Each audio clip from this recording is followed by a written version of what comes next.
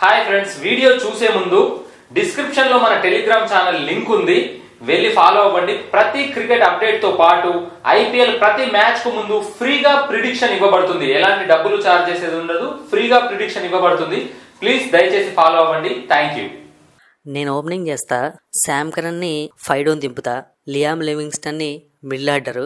ఏంటి ధవన్ అన్న, ఏంటి నీలో నువ్వే మాట్లాడుకుంటున్నావు? రిషబ్ పంత్, నువ్వు ఇంకా ఐపీఎల్ కి ప్రిపేర్ అవ్వట్లేదా? మన ఇద్దరికి మ్యాచ్ ఉంది, మర్చిపోయావా? 23rd మ్యాచ్, దాని గురించి నేను ప్లాన్స్ చేసుకుంటున్నా. దేనికన్నా ప్లాన్స్? ఉపయోగం ఏముంది ప్లాన్స్ తో? ఇంకెందుకు ప్లాన్స్? మిమ్మల్ని ఓడించడానికి. అన్నా, నువ్వు భలే కామెడీ చేస్తావన్నా.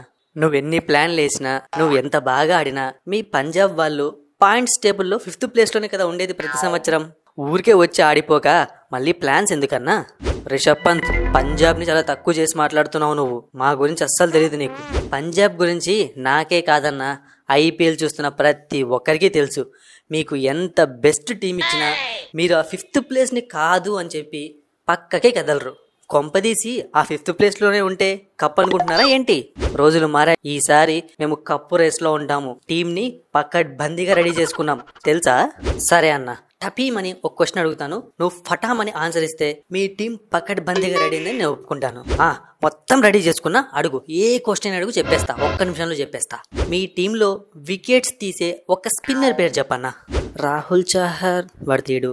హర్ప్రీత్ బ్రార్ అని పెట్టుకుందామా లేదా? మళ్ళీ నీలో నువ్వు మాట్లాడుకుంటావేందన్నా? టపీమని ఆన్సర్ చెప్పమంటే మ్యాచ్కు ముందు అడిగితే ఎలా చెప్తాను?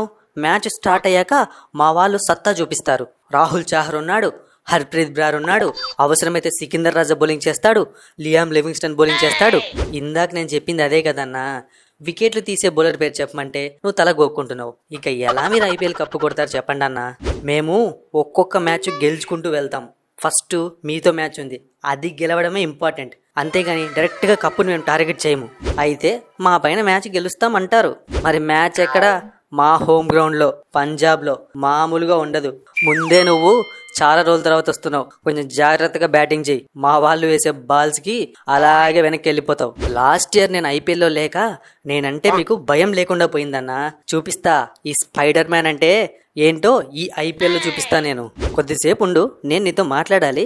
ఏదో పెద్ద అన్ని ఐపీఎల్ లో మీరు పొడి చేసినట్లు మమ్మల్ని అంతగా ట్రోల్ చేస్తున్నావు. మేమన్నా కనీసం 5th ప్లేస్ లో ఉంటున్నాం. మీ టీము ఒకసారి 4th, ఒకసారి 5th, ఒకసారి లాస్ట్. కన్సిస్టెన్సీ లేదు.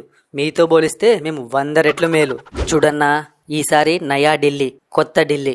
నేను మళ్ళీ కంబ్యాక్ ఇస్తున్నా, అంటే కొత్త కెప్టెన్. చూసుకో, ఇంకా మేము ఎలా ఆడతామో నీ ఊహలకే వదిలేస్తున్నా. గమ్మునుండబోయ్. నయా ఢిల్లీ అని చెప్పి గత 4 సంవత్సరాలుగా చెప్తున్నారు. మీ ఆట మాత్రం అంతంత మాత్రమే ఉంది. హలో శిఖర్ ధవన్, ఏంది ఎక్కువ మాట్లాడుతున్నావు? చిన్నపిల్లని చేసి ట్రాకింగ్ చేస్తున్నావు నువ్వు ఇప్పుడు? మోస్ట్ కన్సిస్టెంట్ ఐపీఎల్ బ్యాట్స్మెన్ నేనున్నా. ఈసారి మీరు ఢిల్లీని ఓడించాలి అంటే తలకిందలు తపస్సు చేయాల్సిందే తెలుసా? ఓహో, మరి లాస్ట్ టైం మేము ఎలా గెలిచామో మీ పైన, అది కూడా మా మొహాలి గ్రౌండ్లోనే. చీప్గా 136కే 8 వికెట్స్ కోల్పోయి మ్యాచ్ ఓడిపోయారు. మర్చిపోయావా? ఆ రోజు మ్యాచ్లో నువ్వు కూడా ఉన్నావు. అవునా? మరి మేమెలా గెలిచాం మీ పైన? 213 రన్స్ కొడితే ఆ రన్స్ని చేస్ చేయలేక చెతికిలబడ్డారు. మర్చిపోయావా? సరే, లాస్ట్ ఇయర్ మీరు ఒకటి గెలిచారు, మేము ఒకటి గెలిచాము. ఈసారి ఎవరు గెలిస్తే వాళ్ళదే పై చేయి. చూసుకుందాం. అంత సీన్ లేదు ధవన్. లాస్ట్ ఇయర్ రిషబ్ పంత్ లేడు, మా పృథ్వీ షా ఫామ్లో లేడు. అందుకే మా వాళ్ళు కొంచెం వెనకబడ్డారు. ఈ సంవత్సరం నేను పృథ్వీ షా కలిసి ఓపెనింగ్ చేస్తే ఒక్కొక్క టీంకి ఫ్యూజ్లు ఎగిరిపోతాయి. రిషబ్ పంత్ కెప్టెన్సీలో ఢిల్లీ పాయింట్స్ టేబుల్ దూసుకొని పోతుంది. అట్లా కారణాలు చెప్పాలంటే నా దగ్గర 100 ఉన్నాయి, కానీ నేను అలా కారణాలు చెప్పి తప్పించుకోను. మ్యాచ్ గెలిచి చూపిస్తాను. యంగ్ అండ్ సీనియర్ ప్లేయర్స్తో ఈసారి మా టీం చాలా స్ట్రాంగ్గా కనిపిస్తోంది. ఇందాక చెప్పింది నేను అదే కదన్నా. మీ టీం ఎప్పుడూ స్ట్రాంగ్గానే కనిపిస్తుంది, కానీ అక్కడ ఆడటమే కదా ప్రాబ్లము. రిషబ్ పంత్, నీ వికెట్ తీసేది నేనే, గుర్తుపెట్టుకో. ఈ మాట గుర్తుపెట్టుకో. మ్యాచ్ అయిపోయాక ఇద్దరం కూర్చొని మాట్లాడుకుందాం. హలో శామ్ కరణ్, ఎక్కువ ఆశలు పెట్టుకోకు. మా బ్యాటింగ్ లైనప్కి అసలు నా వరకు బ్యాటింగ్ వస్తుందో కూడా నాకే తెలీదు. అంతలోపే మేము మ్యాచ్ గెలిచేస్తాము. ఇక నువ్వేంది నా వికెట్ తీసేది?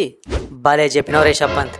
ఆ మాత్రం గట్టిగా ఇస్తేనే ఆ శామ్ కరణ్ సైలెంట్గా ఉంటాడు, లేదంటే ఆల్రౌండరు, తోటకూర అని చెప్పి రెచ్చిపోతాడు. చూడు డేవిడ్ అన్న, గట్టిగా 3 వికెట్లు తీసామంటే తర్వాత ఎవడాడతాడా అని చెప్పి పెవిలియన్ మొత్తం చూసుకోవాల్సి వస్తుంది మీరు. కానీ మా బ్యాటింగ్ లైనప్ చూసారా? 8 మంది బ్యాట్స్మెన్స్ ఉన్నారు, ధనాధన్ హిట్టర్లు ఉన్నారు. మీ అందరినీ అవుట్ చేయడానికి నేనున్నాను. నన్ను మర్చిపోతే ఎలా శామ్ కరణ్? రీసెంట్గా టెస్ట్ సిరీస్లో సూపర్గా పర్ఫామ్ చేసి మంచి ఊపు మీద ఉన్నాను. నాకు తోడు టీంలో అశ్విన్ అని ఉన్నాడు, అక్షర్ పటేల్ అని ఉన్నాడు. ఇక చూసుకో, ఈసారి మేమేసే స్పిన్ బౌలింగ్కి మీకు బాల్ తిరగడం కాదు, కళ్ళు తిరిగిపోతాయి.